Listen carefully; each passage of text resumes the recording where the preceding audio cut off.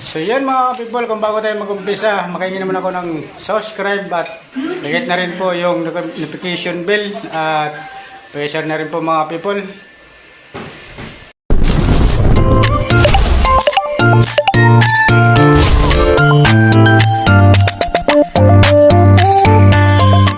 Ayun, what's up, magandang umaga mga ka-people. At panibagong tutorial na naman to yung ating ituturo sa about sa dry pack. So ang dry pack ko mga ka-people ay ang halo nito ay 5 isa, 5 balde. So masyado matapang to mga people. So ganito lang ka-people mag dry pack.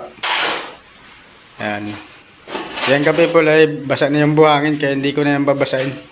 I-mix na lang yung semento at saka yung buhangin.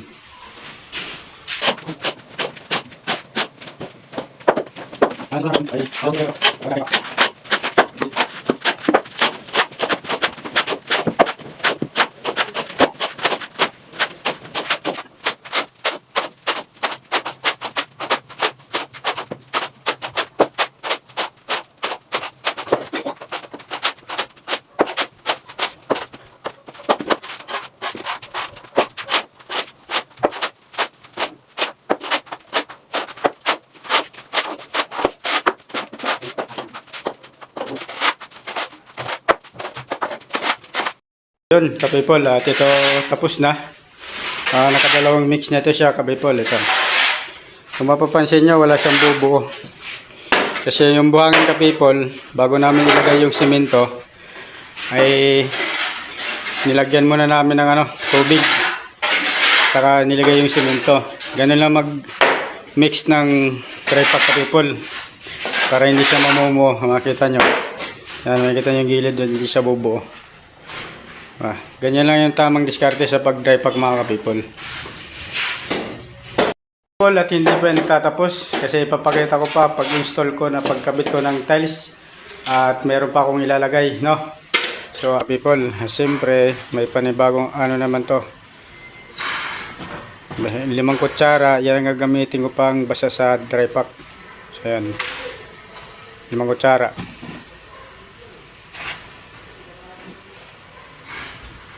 Ilan na? 3? 4. Isa na lang. Tapos kalahating tubig niyan. Mga people, ito yung 5 kutsara kanina na pinalagay ito. So ang ready mix kasi 4 ml siya. 4 ml. 4 ml. Ibig sabihin yung tubig sa 4 ml, 4 din to. Bawat isang ml, 1 ml din na tubig. Kaya 1 ml na tubig. I-mix ko muna bago ko ito ilagay.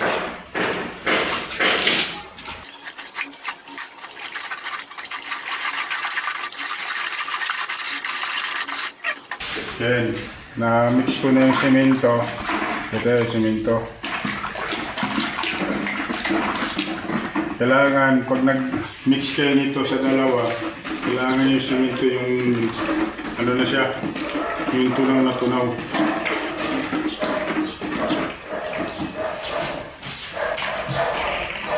For ml. So tatansahin ko na lang to. Kasi walang sukatan eh.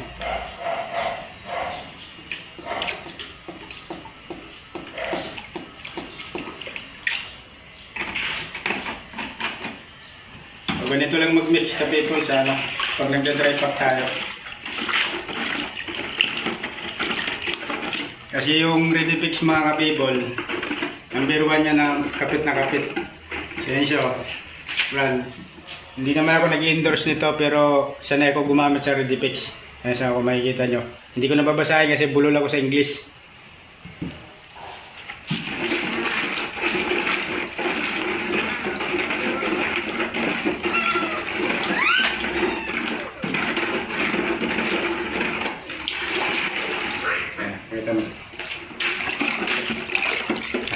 Halong-halo na yung ready fix saka yung semento.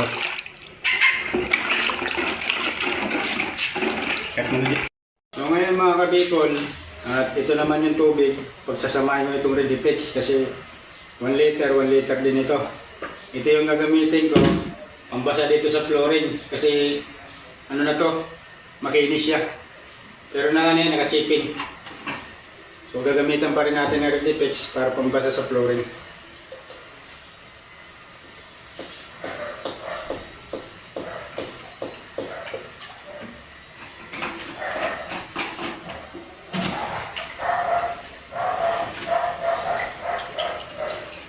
Ano lang to, mabango-bango.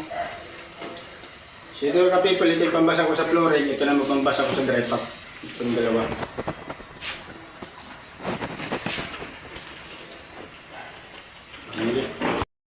Ito na yung people na ginagamit ko pambasa sa flooring bago ilagay yung dry pack.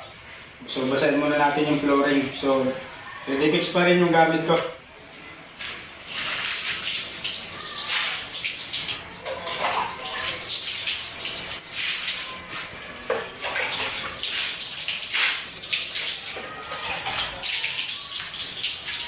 Medyo may kamahalan lang ito kasi ito Redifix, pero sulit naman kahit mahal siya.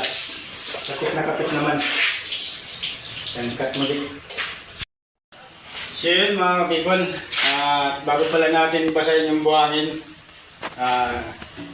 i-fix muna natin itong tiles so para masiksik.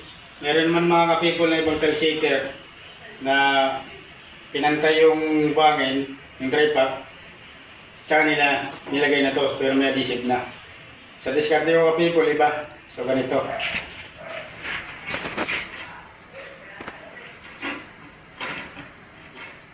Siyempre, kailangan natin isiksik yung tiles.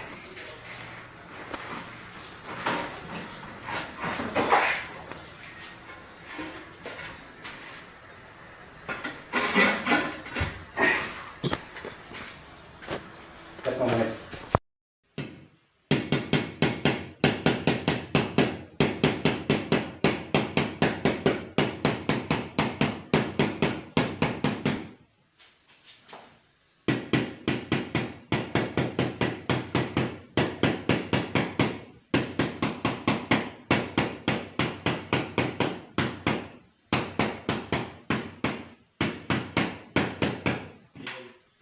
Yun yung mga ka-people na sinasabi ko na sinisiksik ko muna yung dry pack para maging siksik. Ano yan eh?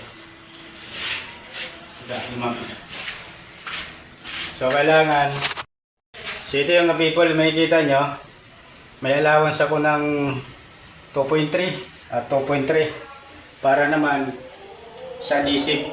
Pag nilagyan natin yung tiles ng adhesive, katulad dito, katulad dito, ay pantay na siya kasi ang cut ko ng ngipin ko sa kalaygay ko is 1.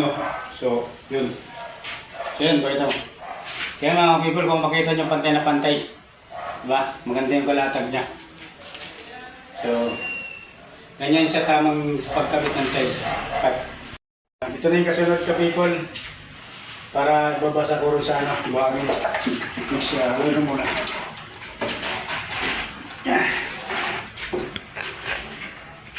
Ito yung minix ko ka people na simento at saka yung Redifix. Ito yung ginagawa kong pambasa rito sa tiles para maging siksik. Matrabaho lang talaga ito ka people pero solid naman. Walang kailangan kahit mamakyawan tayo mga people, kailangan pulido yung gawa natin kasi pag pulido mga people, kung kasi babasyan yan, miklagin. Pag maganda yung gawa, tapos meron makakita, sasabihin, tatanong mo kung sino gumawa. Ngayon, nire-rin ito kayo miklagin, ganito siya gumawa, pulido. Ayan. Okay.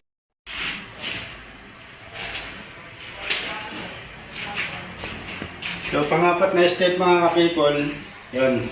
So dito na naman tayo sa tiles. Ngayon yung adhesive, kailangan mayroon tayo adhesive. Yung adhesive ko, may halong Redifix din yan. Para kapit na kapit dito sa porcelain tiles. Kasi porcelain to eh. Alam niyo naman ang porcelain mga ka-people, pero mahaba rin ang ano nito. Abot pa ng 5 years o 10 years. Pero kung gagamit ka ng Redifix dito sa adhesive, mas makunat yung porcelain dito sa adhesive kasi kakapit yung adhesive na may Redifix sa rito. Ayan.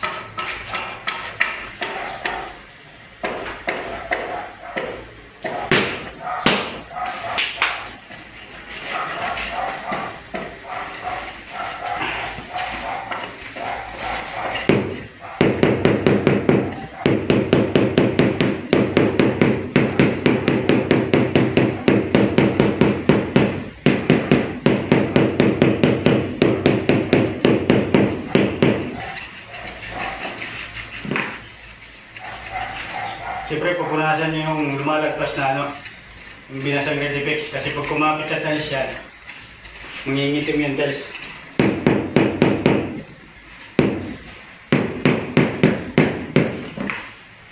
Kakit. So yun, siyempre, hindi mawala yung ating mga pamatay. Ang ating silver.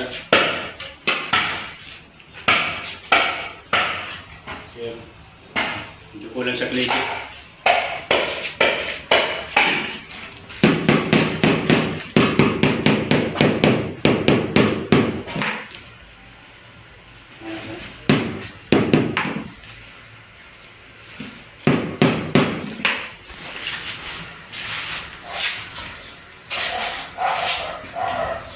Siyempre, gagamitin tayo ng spacer para pare-parehas yung bigat niya.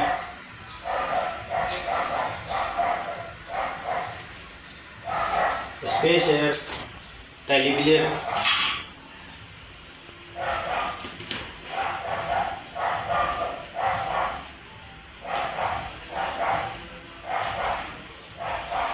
Para iwas resulting.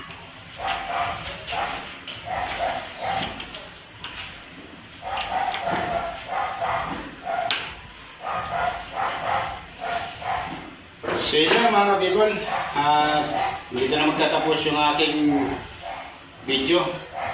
So kung mayroon kayo natutunan mga ka-people at makikita naman ako ng subscribe at pakiclick na rin yung notification bell para updated kayo sa susunod kong video. So yun lang mga ka-people at magandang umaga.